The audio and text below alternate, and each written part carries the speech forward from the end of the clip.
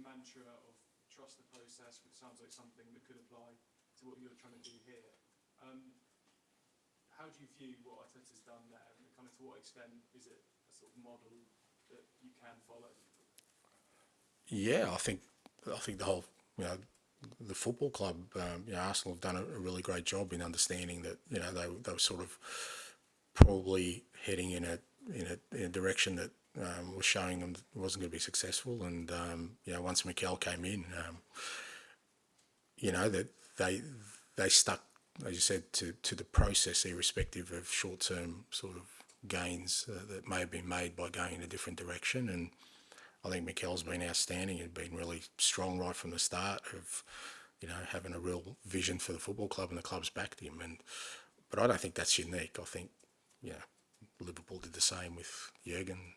Most clubs that end up having a successful period do it on the back of having a real clear idea about what they're trying to create. The only problem is that, a lot of clubs kind of jump in shadows at the first sign of things maybe not progressing at the rate that they were hoping to, whereas, like I said, it's credit to Arsenal, credit to Mikel that they backed each other and they're reaping the rewards of it. But that's not a blueprint for us to follow. We've got our own blueprint, and, that you don't have to follow anyone else's timescale. You don't have to follow anyone else's processes. What you've got to do is, like I said, have a clear idea about what you want, and then, provided along the way you're seeing progress to that end, then try and stick to it. And I think it's fair to say that if given the choice, Arsenal would always prefer a kind of more open game. We saw what they did to PSV on Wednesday night. I know you said you're going to stick to what you do, but could this be a game where we see sort of tactical tweaks or different personnel? I'm not really bothered about what Arsenal want as a game. I'm more bothered about what we want as a game. And, as I said before, it's about us challenging ourselves to be the football team we want to be, and the football team, the kind of progress we want to make is playing the football that we've started playing. That's as simple as that. So, what the opposition may want or may not want becomes kind of a moot point for us if we don't play our football. Like I said, there's always natural adjustments you make during a game because what the opposition do. But we've started playing this way, like I said, because it's how I think we're going to be successful, how I believe we'll be successful, not because I'm trying to, like I said, create something that's pleasing to the eye. If we're not going to win with it, I won't do it. Great, thanks. Tom? This is obviously one of the biggest derbies in the world in terms of people watching, not just in this country, around the world. The Old Firm is one of the most famous. I was just wondering, your experience of derbies over the years, what other memories come to mind, maybe from some of the derbies that we would know so much about? Yeah, look, again, you understand, irrespective of kind of the magnitude on a global scale, or, whenever you're playing your next neighbourhood in whatever sport you're doing, there's always an edge to it because, you know that until you meet again, that bragging rights sit in one part of the town, and that doesn't change anywhere in the world. All the great derbies, all the great sort of rivalries, sometimes they're individual rivalries. They're usually based on something significant, and I think there's an added sort of edge when it's geographical as well, when you're literally neighbours, that you kind of want to be sort of kings of your own neighbourhood. And I've experienced that, even in Australia, but happened in Japan, as you said, happening in Glasgow, and it's great. I love it. I love being part of it. You understand that it is only one result, but you also understand that it's more significant than that to the supporters. So you kind of factor that into it. But, it's one way or another, you come out of it with a memory, that lasts with you forever. It's either a good one or a bad one. You kind of hope it's a good one. Any vivid memories specifically, particularly with supporters over the years? No, look, I think they're all, like I said, they're all sort of, the edge is always the same. Obviously, when we played Rangers, I think think it was in my first year, we only had 700 Celtic supporters in there, and we won, and that was unbelievable. Where 700 at the end of the game could silence thousands. So, but wherever I've sort of been, all those kind of experiences, like I said, and I've been on the other side of it too, where it's not so good. And like I said, you remember all of them. That's the thing. Either way, some other results, you may tend to forget, particularly if you're in the game as long as I am. But derbies, you always remember them, and if you try and forget them, somebody will remind you from either camp.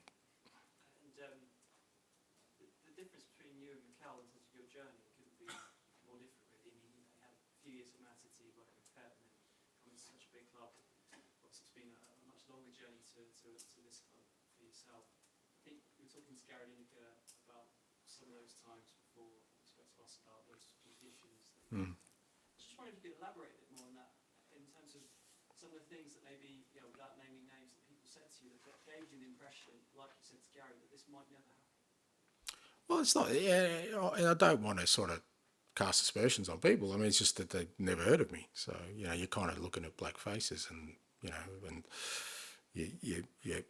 you kind of hope that there's a flicker of recognition there about something, but it's like they've just met somebody who's, who they didn't realise was in the football world, let alone, potentially a candidate for a club. So, but that's okay. That's just my journey. I don't say that for people to kind of, woe is me. It's like, mate, I love my journey. It's made me the man I am today, and I've had unbelievable experiences, and there's always different ways to get to the highest level. And I didn't think I would, but if I didn't, it wouldn't have diminished sort of my life or my career. I've still would have felt like I've achieved all I wanted to, because I've made an impact wherever I've been, and that's always kind of the only thing you can sort of control. But from that perspective, it's just part of my journey. Other people have different ones. As you said, Mikel, I spent a week at City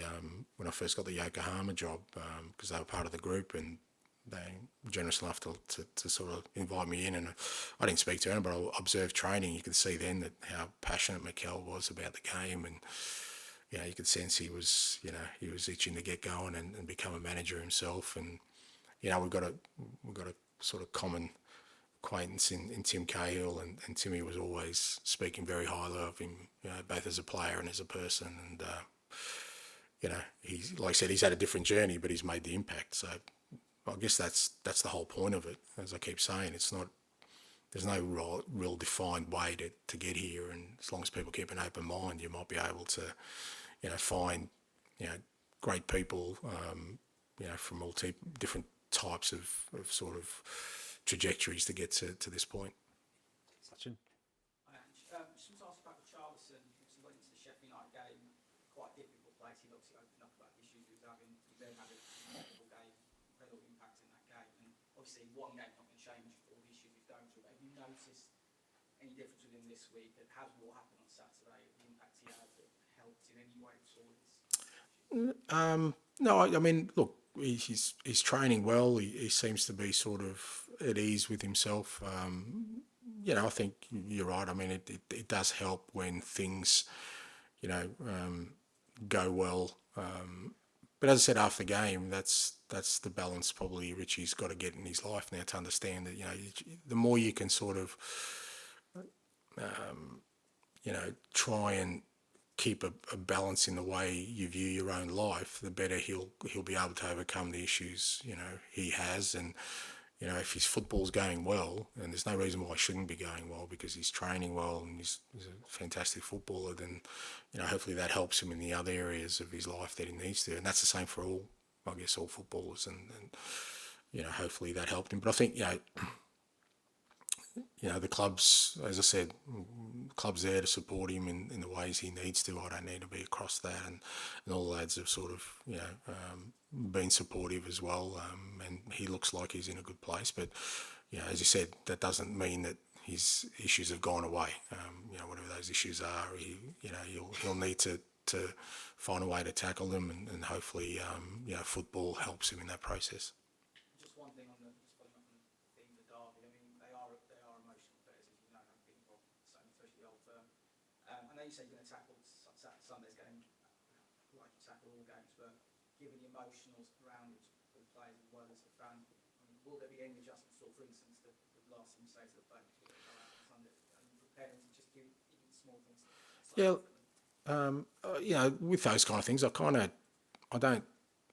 not to sort of pre-plan them too much. It's more about reading the kind of room and sort of we've still got training tomorrow and seeing how they look at training, you know, if you know, seeing how their kind of build up is to the game, and again trying to get a feel for the room before I sort of speak to them about the final things and kind of frame my message. I always feel it's better rather than me going in thinking, oh, you know, I've got to really be strong in this area and maybe it's not needed. You know, they're already sort of focused in the right way. So again, I'll leave that to sort of when we get closer to the game. But ultimately, like I said, whatever I say and whatever kind of way we prepare them, there's nothing like the experience itself. That's the greatest teacher you have. And for us, you know, that'll be where we'll get the most out of just going out there, experiencing it, and seeing how much we can show of ourselves in such a big game. Okay, we've only got a couple of minutes, so if we could just rattle through Paul, Tom and George, please. Do you think you and Mikel are at all similar? You seem to have quite similar sporting philosophies. You like to play attacking football. And did you keep in touch with him after that meeting? Would you say you were close at all? Or? No, and it wasn't a meeting. I didn't speak to anyone, mate. I kind of just sat and observed, and no, we're not close. And yeah, I mean, you know, the football world's a funny one, you know, because I think there's an assumption that we got all this spare time to hang around with one another and talk to opposition coaches, and it's not what exists. But and you know, in terms of similarities, you know, I'm 58. He's whatever. I've had 26 years. He's 5 years into it. You know, he's managed in one country. I've managed in a few. I'm not sure. He's got a great head of hair. He's a lot fitter than I am. I don't know, mate. There's not many threads there I can sort of join between us. Yeah. Well, I wouldn't say opposites. We're people, mate. We're all different, you know. And even the way his team plays is, you know, yes, he does have an attacking philosophy, but it's different from mine, and that's the beauty of the game. You know, that's what you love about it. That even, you know, teams and people you kind of think have a similar philosophy. There's always those tweaks, and it's why you can't copy. You know, it's why I keep saying when people say, well, you know, it's like, you know, if you're an artist and you see a Picasso, yeah, you can copy it, but it's not going to be a Picasso, is it? It's the same with football. You can try and see that somebody else does something really well and but you don't bring your own personality into it. And, you know, as I said, I've got a great admiration for the way he's gone about things and the way he's stuck to his beliefs. I think it's a credit to him. And have you been to a before? I've been working, mate. No, not many games I've gone as a supporter, to be fair. Most of my experiences have been being involved. I've only been to one World Cup, and that was the one I was involved in. I've only been to like 6 Champions League games are the ones I was involved in. That's kind of been my life. I haven't had a lot of time to just go and support or go and watch events. And how do you handle these games personally? Are you sort of a different person around the house than the hours before? Do you take longer to recover emotionally afterwards? No, it's pretty consistent, mate. I'm miserable either side of it, and my wife and family are used to that. No, look, no different, because I you know, I know what's coming, and you kind of look forward to that. You know, that's when we walk out there, you know, kick-off time and the roar goes up. You're right in the middle of it, and you're looking forward to it, and you want to do the best you can do. I want to try and support the team and everyone as the best way I possibly can with my role, and then, you know, at the end of it, you deal with what's left, and usually you're pretty exhausted by it, and what you do know is that irrespective of the outcome, in probably less than 24 hours, you've got to dust yourself off, walk back in here with a clear head, and get ready to tackle the next task. You said before how important it is here